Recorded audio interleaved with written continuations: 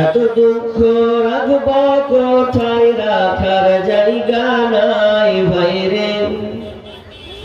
এত দুঃখ রাখব কোথায়, রাখার জায়গা নাই। আমাদেরই কপালেতে শান্তি বুঝি নাই ভাইরে। আমাদেরই কপালেতে শান্তি বুঝি নাই। এত দুঃখ রাখব কোথায়, রাখার জায়গা নাই ভাইরে। এত দুঃখ রাখব কোথায়, রাখার জায়গা নাই।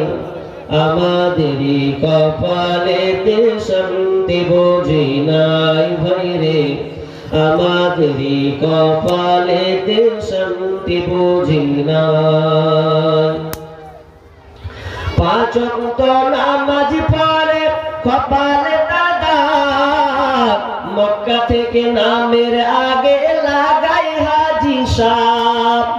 পাঁচ ওয়াক্ত নামাজ পড়ে কপালে দাগ, মক্কা থেকে নামের আগে লাগাই হাজি সাহেব। চায়ের দোকানে বসে হাজি টেলিভিশন চাই ভাইরে। চায়ের দোকানে বসে হাজি টেলিভিশন চাই। হিন্দি গানের তালে তালে পা দুটি নাচাই ভাইরে। আমাদেরই কপালেতে শান্তি বুঝি নাই।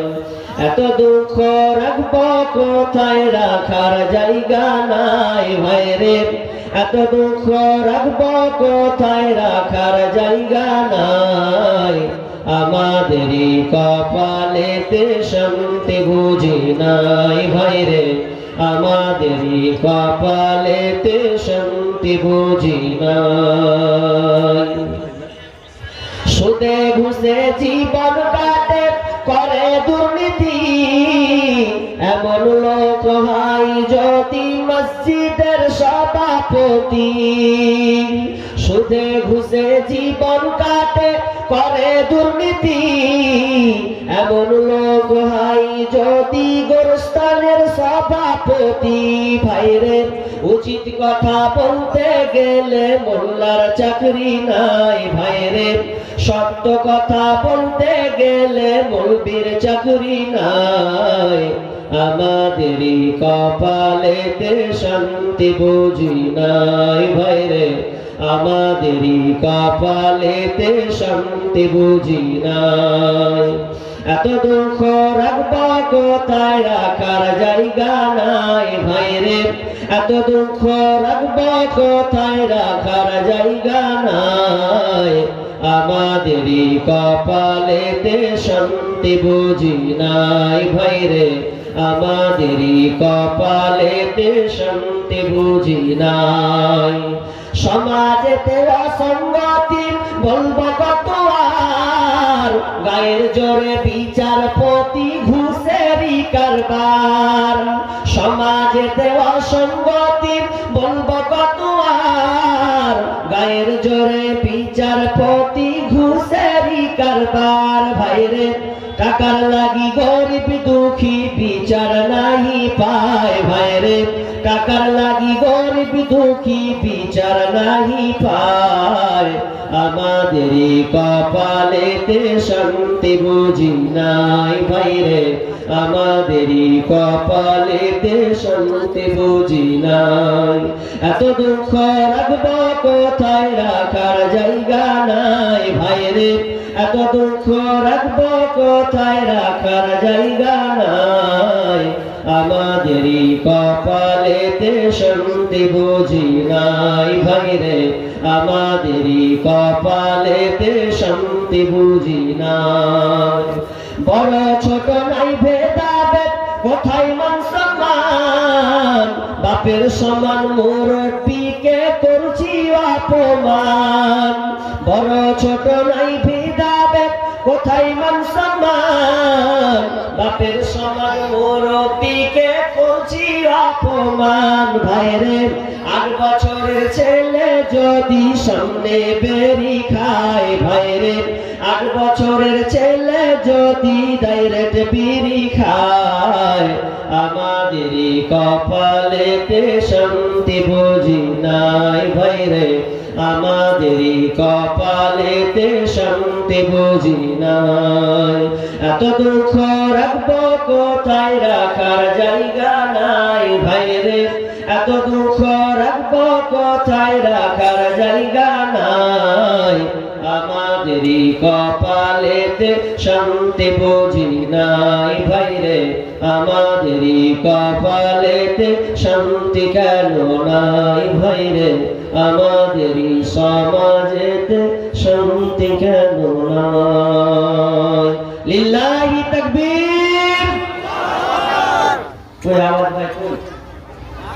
আপনাকে আমি বলাচ্ছি তো আপনাকে বলা দরকার ছিল, কিন্তু যখন 12টা প্লেয়ারের যে 12টা প্লেয়ার যখন ফুটবল মাঠে বলকে যখন মারে, যখন মেসি যখন শট পড়ে, যখন এতে চলে যায় গোলের দিকে, গোল মানে তখন আর বলতে হয় না, ফাটাফাটি করে চেঁচাতে হবে, তখন আর বলে না তো গোল গোল, বলা কিন্তু না ঠিক চলে যায়।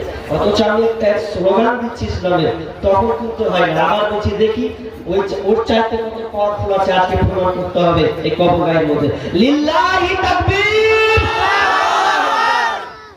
মাশাআল্লাহ, হয়েছে হাফ সেঞ্চুরি, ফুল সেঞ্চুরি হয়। উপস্থিত সম্মানীয় সুযোগ্য আজকে এই জলসার স্বনামধন্য সভাপতি, মঞ্চে উপবিষ্ট ওলামায়ে কেরাম, দূর দূরান্ত থেকে আগত অতিথিবৃন্দ, আমার সম্মুখে বসে থাকা দিনদার ইমানদার মুমিন ভাই সকল,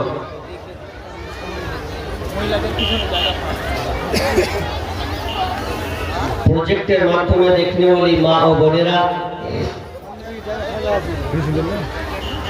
মা বোন, আপনাদের সামনে জায়গা ফাঁকা আছে।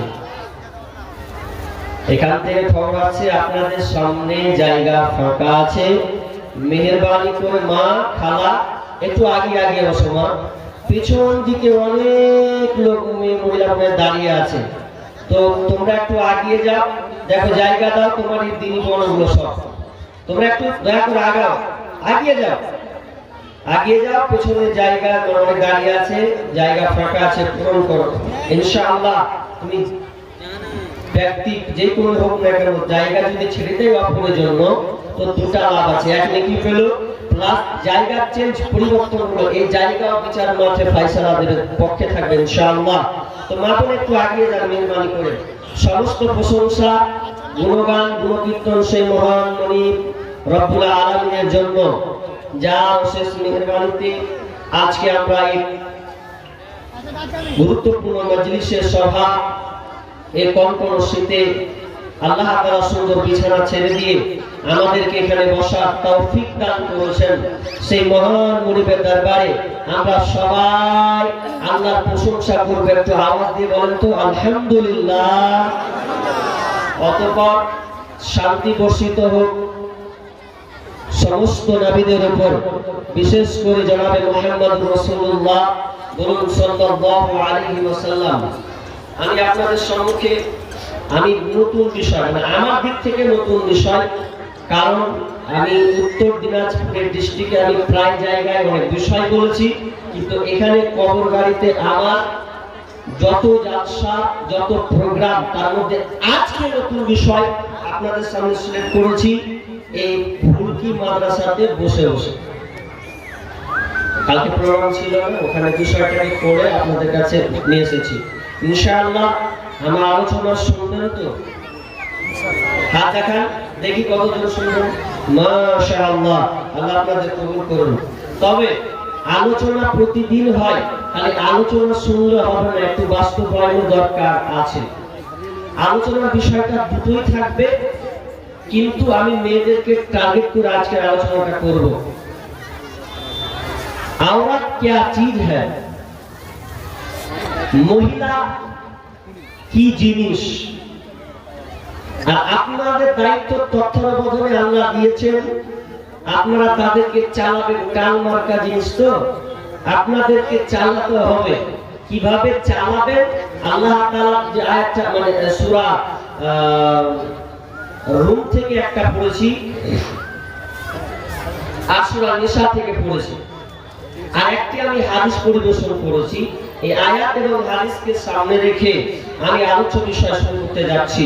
মহিলা। মা বোন, আপনাদের খুবই গুরুত্বপূর্ণ আজকের আলোচনাটা।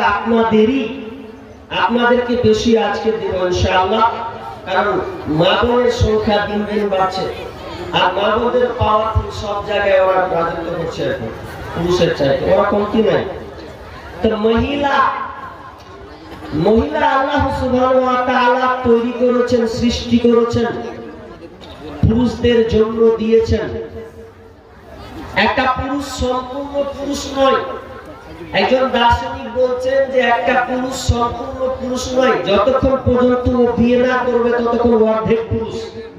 যখন ও বিবাহ করে নিবে তখন সম্পূর্ণ কমপ্লিটলি একটা পুরুষ। আর যখন সে আরো সন্তানের বাপ হয়ে যাবে তখন সে সাকসেসফুল হয়ে গেল। এটা দার্শনিকের কথা।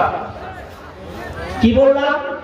যে পুরুষ মুকাম্মাল তখনই হবে যখন সে আওরাতের সংমিশ্রণে, আওরাতের টাচে, ইট যেমন মশলাতে আরেকটার উপরে ইট লাগিয়ে দেওয়া হয়, ঠিক তেমনি ভাবে একটা মহিলা এবং পুরুষ এই মশলার মতন জমাট লেগে যাবে, তখন তারা পূর্ণ পুরুষ হয়ে যাবে। কারণ আপনি যে পুরুষ, এই গতিটা আপনি বুঝবেন না, মহিলা বুঝবে। আর মহিলা যে গতি, এটা সে বুঝবে না, এটা পুরুষ বুঝবে যে মহিলা কি জিনিস, ও নিজে অনুধাবন করতে পারে না। যেমন একটা পানির বোতলে যদি পানি ঢালা হয়, যে পানির স্বাদ, আচ্ছা পানি বোতল কিছু বুঝতে পারবে? কিছু বুঝতে পারবে না। যে খায় সে বুঝতে পারবে, স্বাদ পাবে। ঠিক তেমনি ভাবে নারী পুরুষ উভয়, নারী জানে না যে তার মধ্যে কি স্বাদ আছে, এটা পুরুষ বলে দেবে।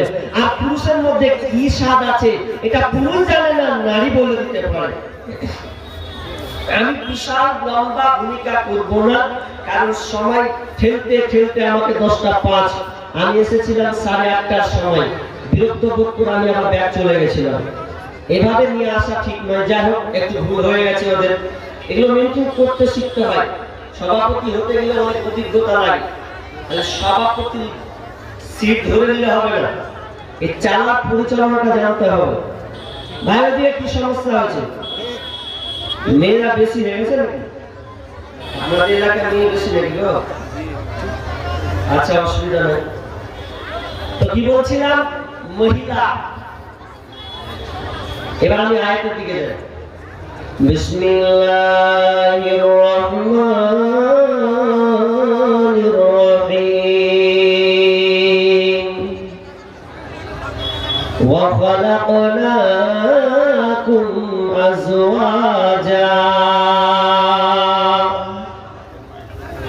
আল্লাহ সুবহানাহু ওয়া তাআলা জোড়া জোড়া সৃষ্টি করেছেন, জোড়া জোড়া বানিয়েছেন।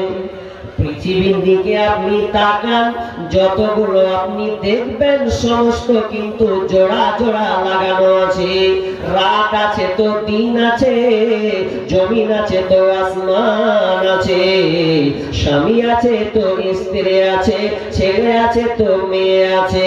শুধু তাই নয়, যত আপনার যান্ত্রিক, আপনার মেশিন যতগুলো আছে, সমস্ত কিছুকে জোড়া দিয়ে তৈরি করা হয়েছে। জোড়াবিহীন কোনো কিছুই টিকবে না। তো খালাকনাকুম আজওয়াজা, আল্লাহ তাআলা প্রত্যেকটা জিনিসের জোড়া জোড়া বানিয়েছেন। তার মধ্যে একটা হলো স্বামী এবং স্ত্রী।